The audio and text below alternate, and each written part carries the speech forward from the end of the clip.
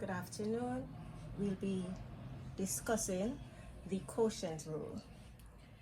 It says this rule is used to differentiate functions that are being divided. If y equals f of x, the first function, over g of x, the second function, then we have to use the quotient rule. That's what we mean by functions being divided. F of x is being divided by g of x. Now, there's a formula to use for differentiating the quotient rule. It's right here. It says the derivative dy dx equals v. Now, v is the bottom function. So, any function that is below, that would be v, times du dx. Du dx means the derivative of the u function, and u is obviously going to be the top function, minus the u function multiplied by the derivative of the v function. And all of that is then divided by the square of the v function. So once more, we have two functions, u and v. U will be the top function and v will be the bottom function.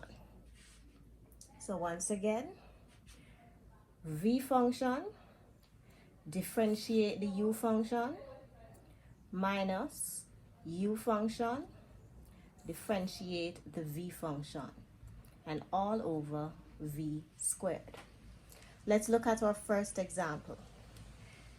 Example 1, we have y equals 2x minus 1, which is going to be our u function, divided by 3x plus 4, our v function. So we have two functions being divided, hence we'll be using the quotient rule. So all we're going to do now is to plug them into their respective position using the formula. So first, we put down v, the bottom function, 3x plus 4. We now need to find du dx and multiply with our v. So du dx, like I said, is where we differentiate the u function. This at the top is our u function, and when we differentiate 2x minus 1, we will get 2. That goes there. Minus sign, then the u function, all of this at the top, the 2x minus 1, multiplied by the v function, where we'll go down below and differentiate it, which will give us 3. And finally, over v squared, so all of this v function gets squared. Once we've done that, we will now simplify. So these are being multiplied, the v and the du dx, as well as the u and the dv dx. So when we multiply 3x plus 4 with 2, 3x times 2 is 4x.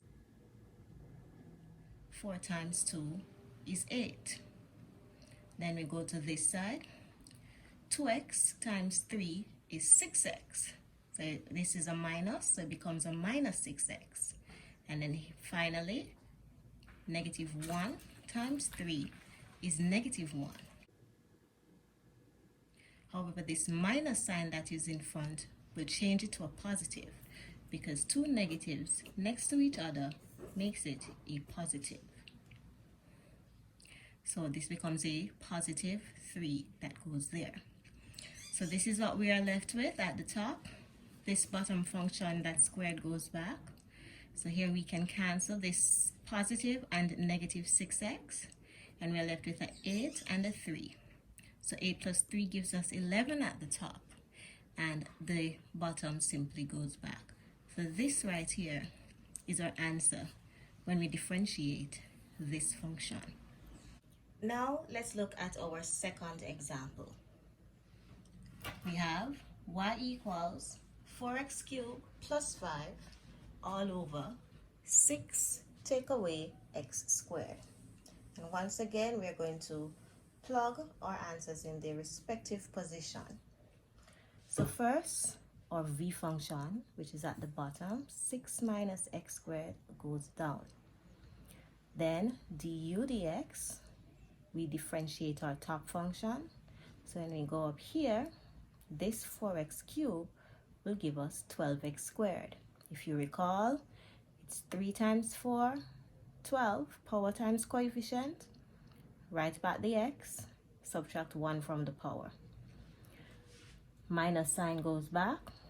Then we put down our u function, 4x cubed plus 5, and that gets multiplied by the dv dx.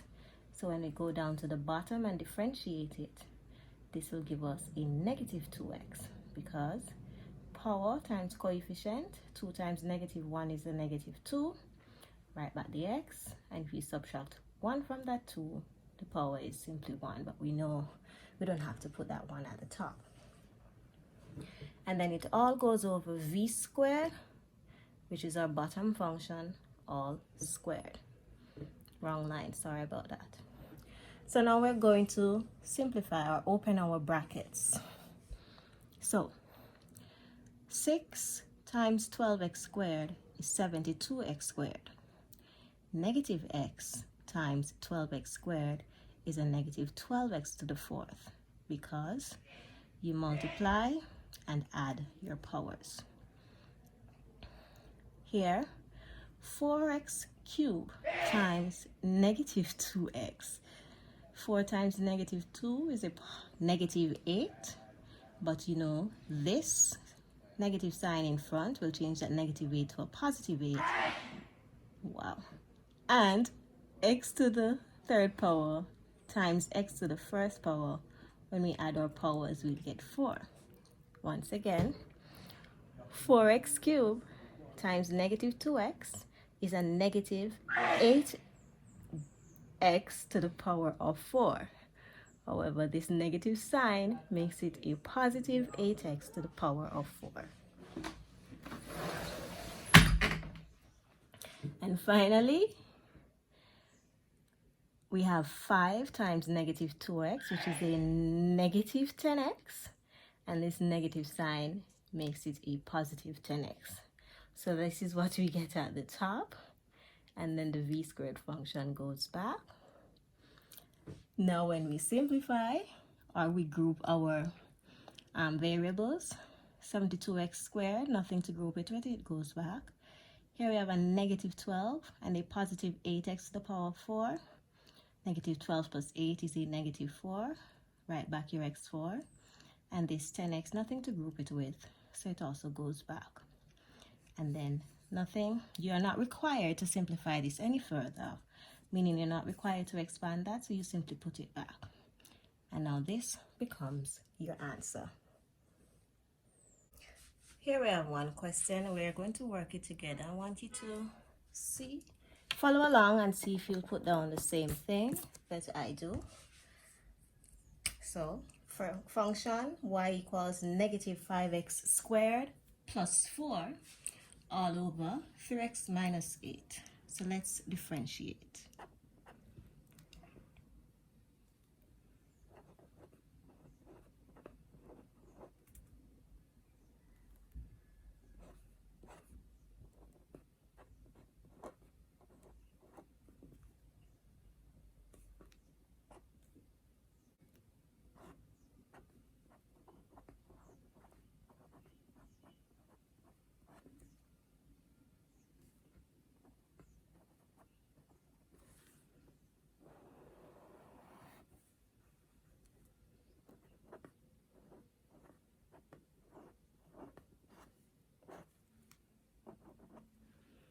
So hopefully you've gotten everything I've done so far. So let's go over v, bottom function, du dx. So we go to the top and differentiate it. This will give us the negative 10x, because 2 times negative 5 is negative 10. The x goes back. Subtract 1 from the power. that's 1, minus u, all of this top function, and dv dx, we differentiate this bottom function to get a dot and not a minus sign, and over v squared. So now let's simplify.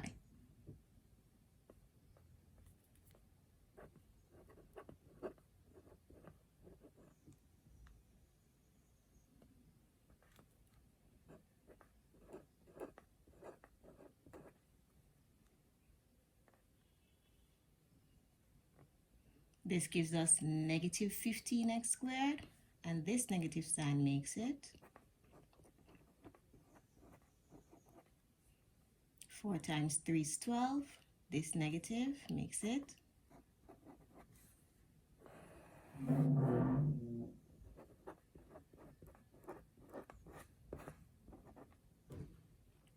now let's group for our answer. Nothing to group with. Oh, my bad. We have a negative 30 and a positive 15. So when we group those, we'll get a negative 15x squared. Nothing to group with our 80x. Goes back. And our negative 12 goes back. And that goes all over our v squared.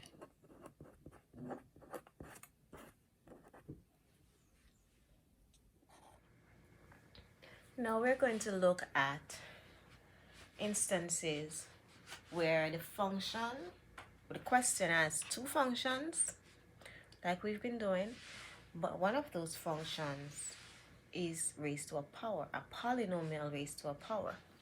Now, if you recall, whenever that happens,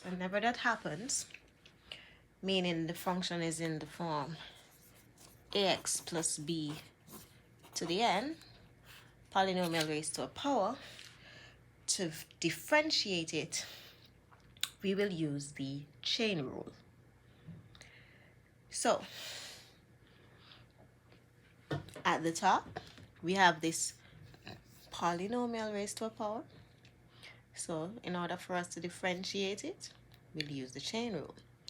Since it's at the top, it's a u function, and the derivative will be du dx, as you see here at the side. Now, the rule is, for chain rule, power times coefficient, write back the bracket, subtract 1 from the power, then multiply by the derivative of the bracket. So let's follow those steps that you were taught. So power times coefficient is 5. Write back the bracket, subtract 1 from the power, and when we go inside the bracket and differentiate it, we'll get 7, which we multiply by. Simplified, 5 times 7 is 35, and this bracketed part goes back. So now we have du dx, which will be plugged right here in our formula. So let's proceed. First, we put down the v function, x squared plus 3x. Du dx, which we found, gets plugged in here, minus the u function, all of this raised to the power of 5. And now for dv dx, we'll go to the v function and differentiate it to get 2x plus 3. That goes all over v squared, so this v function gets squared. Now, all I did here was just put the 35 in front on this side, the brackets went back, minus sign, and this side also went back. So it's the same thing. This one was unnecessary, but it just looks a little bit more clean when you put the coefficients in front or the single numbers in front. Let's look at the second example. With this one, once again, it's still a combination of quotient and chain rule. With this one, we have the power function at the bottom. So we will need to find dv dx. I'm putting that to the side. It makes the work a lot neater. So using the chain rule for differentiating our bottom function that's raised to a power times coefficient, write back what's in bracket, subtract 1 from the power, and then go inside the bracket and differentiate that. This will give us 4x, and it goes there and gets multiplied. And when we simplify, 3 times 4x is 12x, and our bracket function goes back. So this right here is where we use the chain rule to differentiate our v function to get dv dx. And that, of course, will be plugged in this position. So let's continue using the quotient rule, function divided by function. First we put v down, which is our bottom function. Du dx, we go to the top and differentiate it. This will give us 20x cubed minus sign. U, the top function, everything goes down. And dv dx, which we found over here, gets plugged in right there. And all of that goes over v squared, as you see there. This is the v function, and it is squared. So we're going to rearrange it, let it look a little neat. I'm putting the 20x cubed in front. This one goes back, the minus, and I'm putting the 12x in front, and these two brackets go back. It's the same thing, you don't have to do that. But what you are required to do is to work out this part. This cubic function is then squared. And when it's in this form, you don't add, you multiply. So 3 times 2 makes the new power 6. For this last example, we have two functions once again being divided. And as you can see, both the functions are raised to a power. Well, this one, if you remember, the cube root means that it will be raised to a power of 1/3. So let's proceed. Since both functions need to be differentiated using the chain rule, over here we have it to the side. The top function, the u dx, will be power times coefficient. Write back the bracket, subtract 1 from the power, and if you go inside and differentiate the bracket, this will give us a 3x squared. And when that is simplified, we get 4 times that, 12x squared, and the bracket goes back. So that's du dx, which will be plugged in that position. Now for dv dx, here we have 5x plus 3 under a cube root sign, which means that it will be raised to a power of 1/3. So let me put it down here. So now let's differentiate our v function to get dv dx. Power times coefficient. Write back the bracket. My apologies. Once again, power times coefficient. Write back the bracket.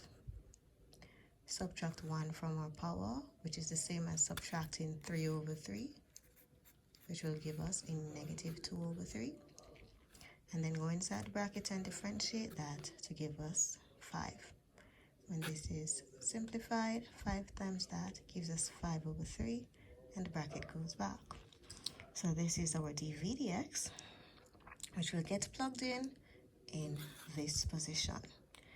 Now that we have all the components, let's put them all together. V, bottom function, du dx, gets plugged in here. Minus sign. U, top function. dv dx was done over here, gets plugged in. And all of that goes over v squared. Nothing at the top was changed. I just rearranged and put the 12x squared in front. These brackets go back. The 5/3 also went in front, and the brackets were put back. Here, the third 1/3 is multiplied with the 2 to make our new power 2/3.